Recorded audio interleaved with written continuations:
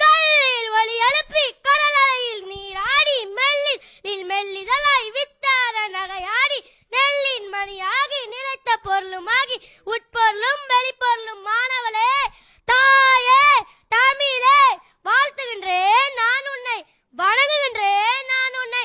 அன்னை தமிழுக்கு என் இனிய வணக்கம்.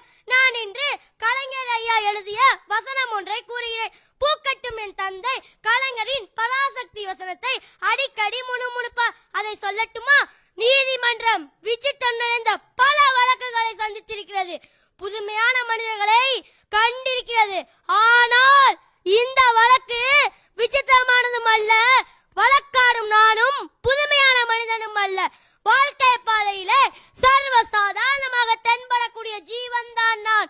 கோவிலிலே குழப்பம் விளைவித்தேன், பூசாரியை தாக்கினேன், குற்றம் சாட்டப்பட்டிருக்கிறேன். இப்படியெல்லாம் நீங்கள் எதிர்பார்ப்பீர்கள் நான் இதையெல்லாம் மறுக்க போகிறேன் என்று. இல்லை, நிச்சயமாக இல்லை. கோவிலிலே குழப்பம் விளைவித்தேன், கோவில் கூடாது என்பதற்காக அல்ல, கோவில் கொடியார்களின் கூடாரமாகிவிடக் கூடாது என்பதற்காக பூசாரியை தாக்கினேன். அவன் பக்தன் என்பதற்காக அல்ல, பக்தி பகல் வேஷமாகிவிடக் கூடாது என்பதற்காக. உனக்கு ஏன் இவ்வளவு அக்கறை? உலகத்தில் யாருக்கும் இல்லாத அக்கறை என்று கேட்பீர்கள். நானே பாதிக்கப்பட்டேன், நேரடியாக பாதிக்கப்பட்டேன். இப்படியே போய் கொண்டிருக்கும் இந்த பல வசனம் மட்டுமல்ல, இன்னும் சில வசனங்கள் இருக்கிறதே, சொல்றேனே.